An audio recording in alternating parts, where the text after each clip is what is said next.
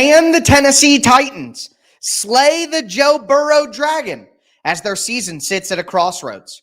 We're going to get some behind enemy lines information on a crossover Thursday edition of the Locked On Titans podcast. Let's get it. You are Locked On Titans, your daily Tennessee Titans podcast, part of the Locked On Podcast Network, your team every day.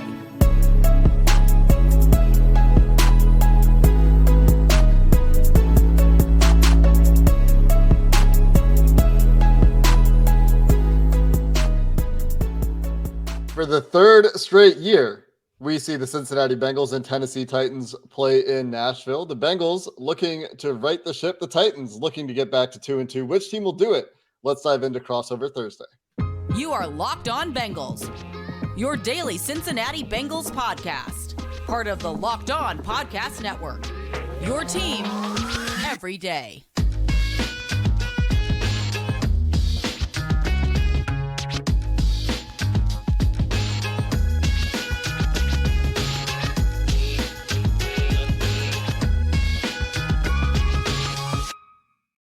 Crossover Thursday on the Locked On Podcast Network, and that means that two shows, Locked On Bengals, where I'm Jake Lisco and he's James Rapine, and Locked On Titans, where Tyler Rowland joins us today.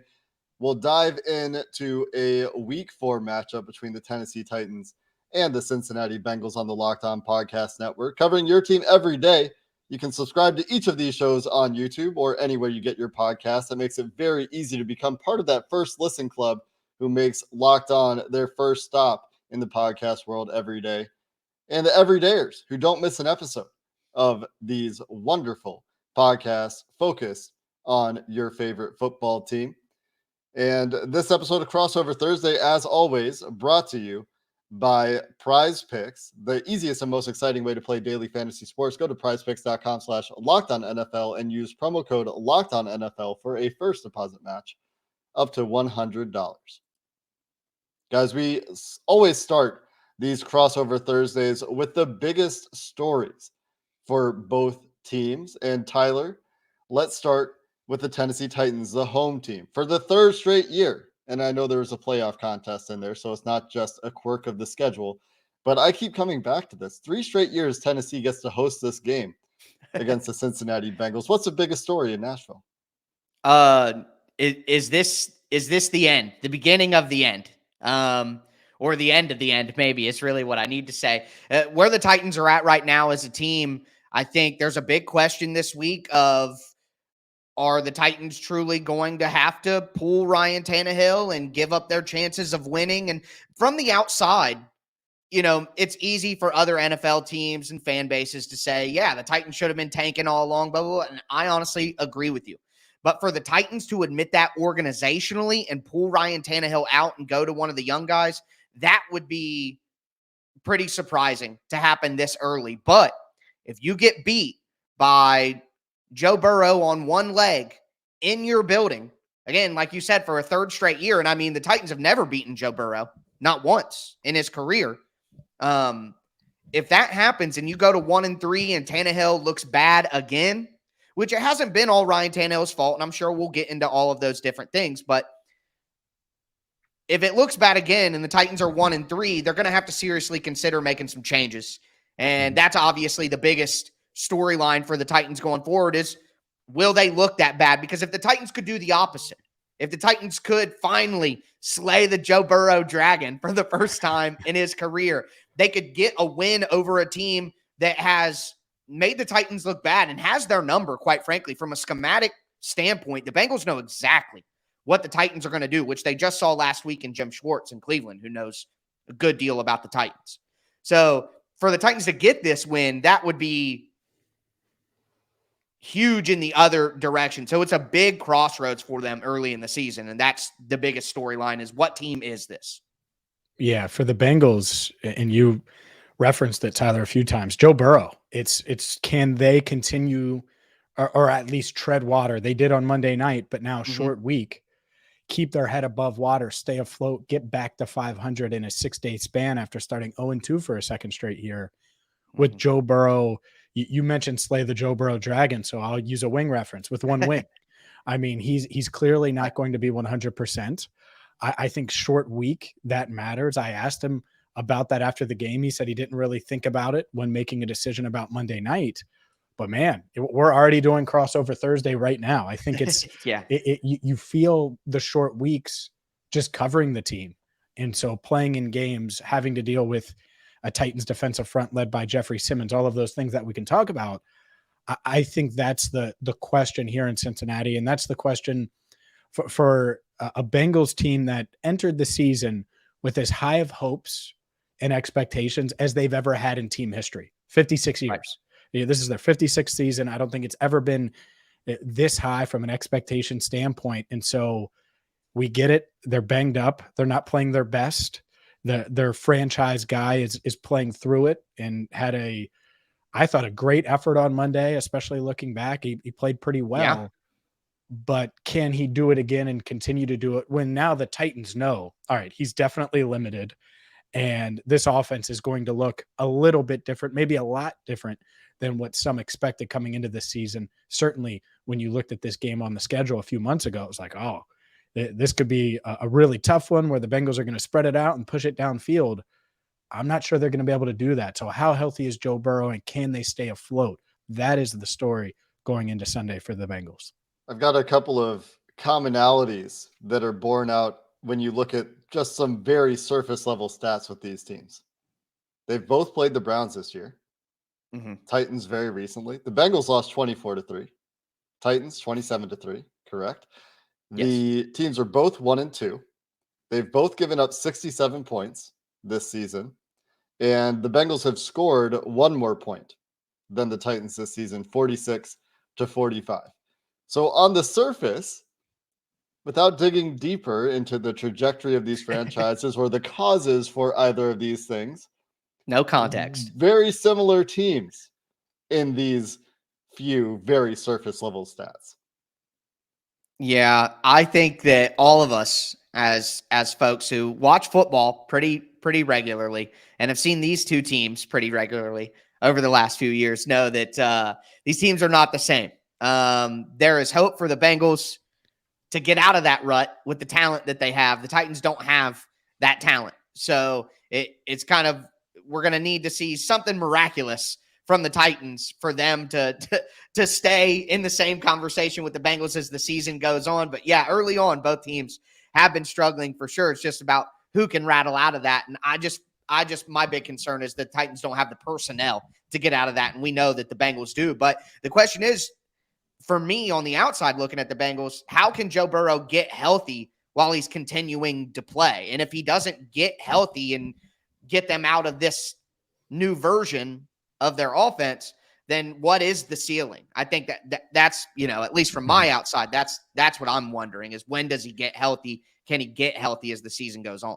Yeah, I think it's going to be a slow process where he really mentally, and I know he's approaching it this way, week to week, find a way to be ready on Sunday or Monday or whatever day they play, and then figure it out after that and slowly get a little bit better and a little bit better. And we'll see. We'll see if he can do that. That is a big thing to take on.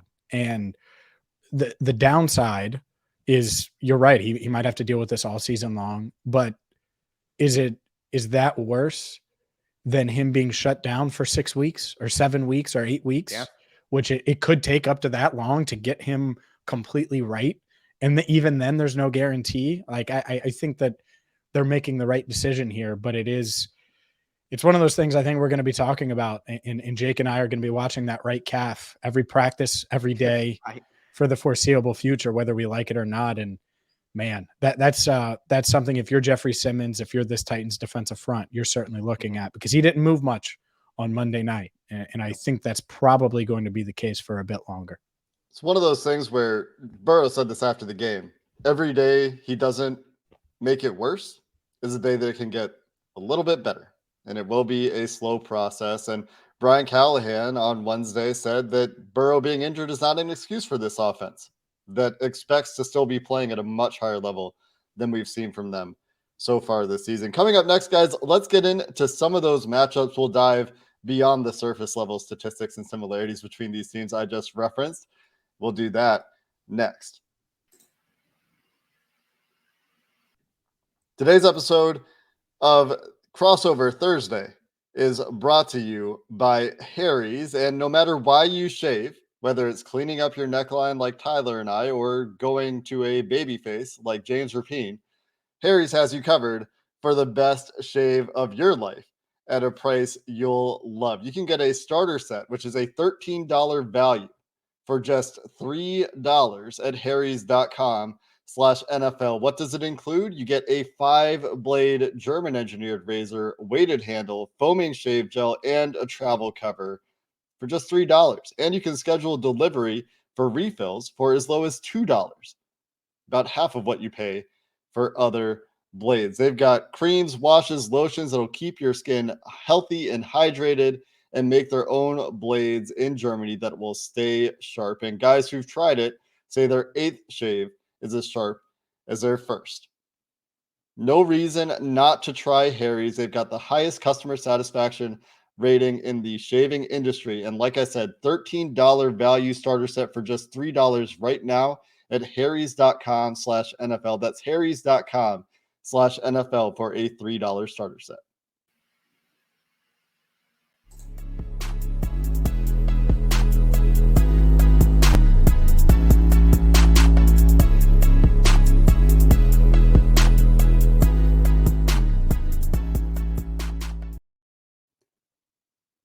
All right, guys, let's dive into some matchups here. And we all have our own ideas about the most important matchups in this game. Tyler, again, host team, you have the honors. As you look at this game from a Titans perspective, and I know you like to dive in and grind the tape, what are you looking at as the biggest matchups in this contest? Okay, so for me, the biggest one is the Titans offensive line against the Bengals defensive line. Not only because the Titans offensive line simply hasn't been very good. At least certain parts of the Titans offensive line have rendered it into not being very good, but also because the Bengals schematically understand how to attack what the Titans like to do. The Titans are an outside zone run team, but if that's not there, they like to go inside zone. And a lot of the times when teams stack the line of scrimmage and bring their linebackers up to the line of scrimmage, and kind of run, it's almost like the 6-1, but then they bring an additional person, and it's almost like a 6-man front with 2 guys behind it. The Bengals like to stack the line of scrimmage against the Titans, and what they do is they dive in behind the Titans double teams. So the Titans like duo, inside zone. We're not having that debate right now. That can wage on forever, but there are 2 double teams up front for the Titans, and what the Browns were doing and what the Bengals have been doing for a few years is kind of sneaking their defensive ends and pinching their defensive ends in and sliding behind those double teams, and you're just getting straight penetration into the backfield, and the tight ends can't help but let the defender cross their face. There's no way they can make that block. So the Bengals are just coming downhill, and something Jim Schwartz said last week after the win against the Titans was, stop the run on your way to the quarterback. And that's what the Bengals have been doing to the Titans for years. And Schwartz knows it because he was there watching it happen to the offense on the other side of the ball. So he knew exactly what to do. And the Bengals were the ones doing that early on. So it's just so much pressure coming down against the Titans tight ends and the Titans offensive tackles, trying to stop so much penetration at the line of scrimmage. If the Titans offensive line doesn't have a better plan and they don't have a better attack to help their offensive line and get the ball out quickly and not ask them to deal with this penetration constantly, they have to take advantage of that in some way to relieve that pressure. That's in the run game. But in the pass game, it's all about Trey Hendrickson stopping his rush, helping Andre Dillard. Andre Dillard has allowed 6 sacks this year. That is double the next closest offensive tackle. Double. Yeah. I mean, like he got destroyed by Myles Garrett last week, and a lot of it was Tim Kelly, the offensive coordinator for the Titans, is not giving proper help. And they're trying to do different things where they have 2 tight ends on one side and slide the protection and let the 2 tight ends stop the main rusher and do all these. And then you only have 3 people out in routes. It's just not a feasible plan. So the Titans have to help Andre Dillard, and they have to have adjustments based on what they put on tape last week that will allow them. Because did you guys see the viral clip of Myles Garrett running back and forth between the center and the offensive tackle and the Titans tight ends going back and forth to follow him, and the Titans get a delay of game? Have to call a timeout. Yeah. What they have to adjust off that, because the Bengals are going to see that the Bengals saw that stuff first. So once they see it reaffirmed on the tape from last week, they're just going to do it even more. So the Titans better have adjustments to help their poor offensive line, especially their lowly left tackle, Andre Dillard. Yeah, I think that's such a huge factor in this game, because if you're the Titans, you obviously want to do what you've wanted to do in all of these matchups. Get Derrick Henry going, get him free at the line of scrimmage so he can pick up some steam. And when you have DJ Reader and even Mike Hilton blitzing off the edge, this Bengals defense has found a way to keep him in check and not allow him to take over. Which is why it's time to move on, which is why the Titans need to quit that, load the box, get 8 in there, Derrick Henry, hammer him. It's done. It's over. They have to move past that. And this week they need more shotgun runs, more Tajay Spears, more ways to help their offensive line and to throw the ball with efficiency on early down. So you're right. That's what they've wanted to do. But if they keep trying to do it, they will lose and lose and lose. Yeah. I think that's it, right? Is can you get to Tannehill so that they don't have a new wrinkle on offense and try to lean in on Henry and go that route, force some turnovers. All of those things have worked. But the biggest matchup to me, I'm going to flip it. And it's because there's the most valuable calf in NFL history is going to be on the field. And so can the Bengals keep Burrow clean? And they dropped back 50 plus times last week on Monday night, 49 throws. It was a lot. And I think we know what this offense is going to be. They're going to run a lot of shotgun. They'll run it when they need to. Joe Mixon had 19 carries the other night and was pretty good, I think, and had the 14-yard touchdown and continues to run hard. So that, to me, keeping Burrow upright, keeping him clean, not letting Jeffrey Simmons and that Titans defensive front just get to him and get to Burrow and disrupt what the Bengals want to do offensively, because their margin for error, if it's going to be this dink and dunk offense that isn't pushing the ball down the field, it's just not there. One drop derails a drive. A sack derails a drive. A tackle for loss. It makes it really, really hard to sustain drive. So the margin for error, like I said, is not there. And it starts, I think, in the trenches, keeping Burrow upright and making sure there aren't many negative plays on offense. Yeah, I have like a panic attack when you explain that stuff, James, because that's what the Titans offense has been for 25 years since I've been a fan. I'm just like writhing in pain as you say those things with like flashes of red everywhere. But you're 100% right. Sorry, Jake, but oh man, that was triggering, really. It's a hard way to live. And we've seen it in Cincinnati with Andy Dalton at times as well. They get behind the chains. They can't overcome that. With Joe Burrow, they've been able to. And there were even examples where Burrow clearly not at 100%, not able to plant that back leg, can't complete passes on a 3rd and 18 to an open Jamar Chase that we're very used to seeing Joe Burrow complete. And I think that's the big question is, can they push the ball downfield with Joe Burrow with a really good interior? Danico Autry, we cannot forget, on that Titans defensive front. Very, very good player. Not as worried about the edges this week, but the interior for the Bengals offensive line will need to play better. If you had to isolate one player, though, Tyler, as we're talking about Joe Burrow and Trey Hendrickson on the Bengals side of things, who is the one most important player that can help the Titans win this game? Christian Fulton, cornerback. So far this year, he's played in 2 games. When you target Christian Fulton right now, a perfect 158.3 passer rating. When you target Christian Fulton. Last week against Amari Cooper, he allowed 4 targets, 4 catches, 95 yards, and a touchdown. Should have been 150 yards and a second touchdown because Amari Cooper was not out of bounds and was ruled out of bounds on a play that you guys might have saw. The Browns kind of got jobbed on that one, but hey, NFL officiating happens on both sides every week. So Christian Fulton going against Jamar Chase, because last week, at least from my perspective, my trained eye here, it just looked like, hey, find Jamar Chase. He's going to get open quick enough to where I can get this ball out of my hands. Well, even if you know it's coming with Jamar Chase, can you stop it? I don't know if Christian Fulton can. We've seen Christian Fulton have good performances. He's played Jamar Chase okay at times, and it's Jamar Chase, so he's going to win more than he loses. But really, if Christian Fulton is the version of Christian Fulton we saw against Amari Cooper last week, then the Titans, even if their pass rush is good, we saw the Titans sack Joe Burrow 9 times in a game and the Bengals won. So Jeffrey Simmons could have 10 sacks on his own, and I still think the Bengals win the game because the Titans can't cover and Christian Fulton can't cover Jamar Chase. So if Christian Fulton has an insane day and guards Chase well, the Titans have a shot. But if not, there's nothing they can do, even if Jeffrey Simmons is superstar X factor all game. And we'll see what the Bengals do with Jamar Chase, moving him around a ton in week 3. Coming up next, we'll get to what needs to go right outside of Christian Fulton covering Jamar Chase for each of these teams to win, and get some score predictions before we get out of here. We'll finish the show there next. All right, guys, want to let you know that today's episode is brought to you by Prize Picks. Prize Picks is daily fantasy football made easy. I'm not kidding you. You can make your entry in less than 60 seconds. And if you win, you can win up to 25 times your money. Here's all you have to do.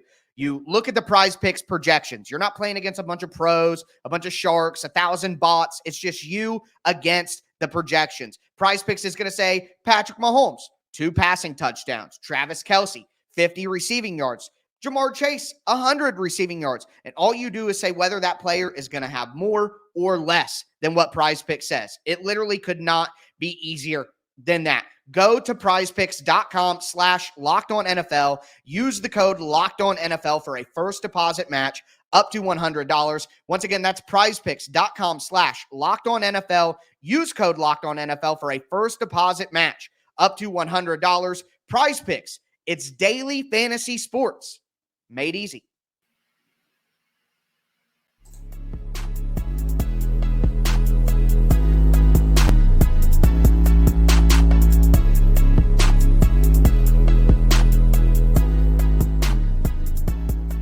Let's talk about what needs to happen for these football teams to win. And Tyler, you just talked a lot about Christian Fulton, so I'm going to take the pulpit for the Bengals side here to start. James, what needs to go right for the Cincinnati Bengals to go on the road in Nashville for the 3rd straight time with the limitations we've discussed on Locked On Bengals and win this game?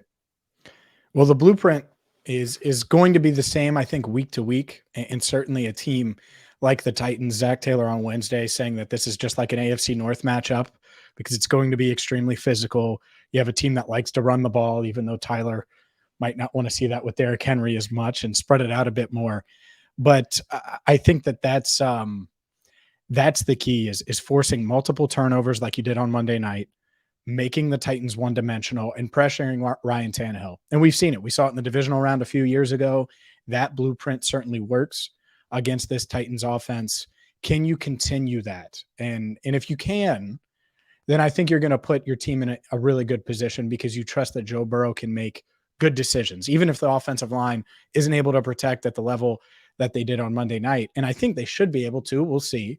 But you expect Joe Burrow to make the right decisions. And that's why he's out there, even though he's at less than 100%. So we know the blueprint. Defense, it's probably going to be ugly, low scoring.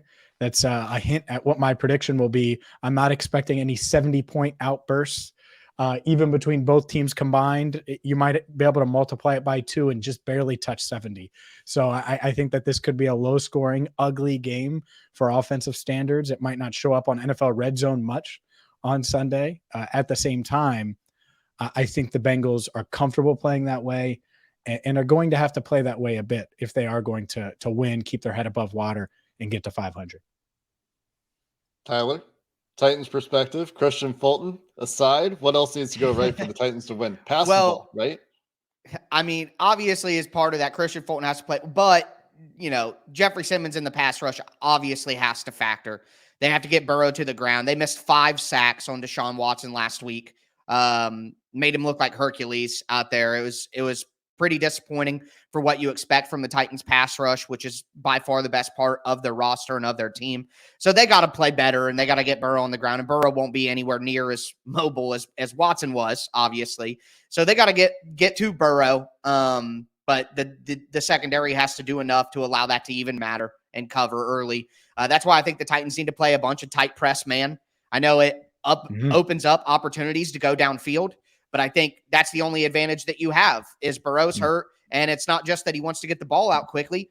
He may not want to put as much pressure on that calf as he needs to launch one deep and make those velocity throws downfield and to the sideline. So you have to try. I think you press, you bring pressure, You force him to get the ball out immediately and play tight and hope to disrupt timing. On the offensive side of the ball, yeah, line up in shotgun, run Tajay Spears, use the Titans like to do zone, this and that. I want to see traps. I want to see whams with the tight end. I want to catch an aggressive defense coming up field too far. I want to be able to have Tajay Spears in the backfield and toss the ball out to him, and all those defenders that are trying to crash inside to stop the inside zone. I want to use that against them and go around them. I want the Titans to do that. Will allow them to throw the ball more. I think running the ball with Tajay Spears and throwing the ball with Derrick Henry on the field, that is what the Titans need to do more of. So, yeah. Are you sure you want to keep Tajay Spears in Nashville and he can't just come back with the Bengals? Are you sure? Right. No, it's funny because a lot of Titans fans were unhappy with the pick early because of the medical concerns. And I'm like, the harsh reality here is you don't keep a running back more than about 4 years anyway in today's NFL. After you're going to draft another one by then. So I wouldn't worry about long-term ACL issues. The guy's explosive. But yeah, I just think you need an explosive running back. On a good team with a good offensive line, Derrick Henry's the better running back. On a team like the Titans with a bad offensive line, Tajay Spears is the better running back because he can get out of pressure hitting him in the backfield, and Derrick Henry needs that runway. So for me, it's all about breaking your tendencies against like Jake said, against a team that knows you very, very well. The Titans need to come out and look totally different because even a good game in the version that people expect from the Titans doesn't beat this Bengals team. We have learned that countless times. So be different, and on offense, challenge them. Be more aggressive, not less aggressive because you're scared. That's the only, to buck what the Titans normally would do in this matchup is the only thing they can do to win it, is to not be themselves. So I don't know if they will. You mentioned taking advantage of aggression as well. We've seen, I think, every team the Bengals have played this year hit them with a reverse or some sort of misdirection and hit a big play or two off of that reverse. So that opportunity will be there. The Bengals have not cleaned it up. I guess they stopped one. So we'll see if we see that again this week as well. We saw trick plays from the Titans in week 1 against the Saints. They were wide open and Tannehill missed them. That's just the truth. They didn't do any of that in week 2 and week 3. And I think that week 2, everyone says week 1's a liar. Week 2 was a liar. The Titans offense got high on itself and didn't think they needed those tricks because they played the Chargers' bad defense. They do. So if that's something that the Bengals have been vulnerable to, the Titans absolutely have to try to hit a couple of those trick plays, gadget plays, or whatever this week. I think that opportunity will be there. That'll be something to watch on Sunday. James, let's get some score predictions going here. You hinted at it very strongly, maybe more than a hint. You spoiled it a little bit. What's your score prediction this weekend in this game? No, because I actually expect more points than we got on Monday Night Football. So there you go. I think it'll be a tight one. It's going to be physical. I still think the Bengals, the pressure's on the Bengals. It's weird because these two teams, one in the Titans, it just feels like it's inevitable that they're going to go in a certain direction, even if they were able to win Sunday. And I certainly think they're capable. But you hear Tyler over there. I don't think that they're thinking they can make a run at the AFC title game. And so the pressure's still on the Bengals to keep their head above water, stay afloat. I think they're comfortable playing in Nashville. You're right. 3rd straight year. I think that matters. And they find a way to get it done behind this defense. Joe Burrow makes just enough throws, enough plays on offense. Joe Mixon continues to run hard. We know what Jamar Chase brings. And T. Higgins, well, he likes Nissan Stadium a lot. That's his home state. He loves playing there. I think he has a pretty good game as well. Bengals find a way and win by a touchdown, 23-16. Tyler, are you close? I am not close to that, but it's the opposite direction of what Titans fans certainly will want to hear. I think the truth is right now with this offensive line, the entire offense is disjointed. I think that the Titans have played some excellent defenses, but the Bengals are an excellent defense against the Titans. So I just think the Titans have struggled against the Bengals for a long time now. There's something there that just is not going to be broken. And I have more faith in Joe Burrow to figure out the Titans quicker than the Titans can figure out the Bengals. So I think it's going to be 24-6. I think the Bengals offense really generates about 17 points, but a defensive turnover sets the Bengals up for an extra easy touchdown in this one. So I'm going to go 24-6. I think it's probably 10-6, 13-6 at halftime. And it looks like the Titans have a chance. But then the third quarter, where the Bengals really clamp down, I think there will be some distance there. So I'm going to go 24-6 Bengals. Sounds like a game script the Bengals would love. That's going to do it for this episode of Crossover Thursday. For more on this matchup, check out Locked On Bengals with James and myself, Jake Lisco, on the Locked On Bengals channel, or Locked On Titans with Tyler for that perspective. And that's going to do it for Crossover Thursday. Thanks for listening on the Locked On Podcast Network.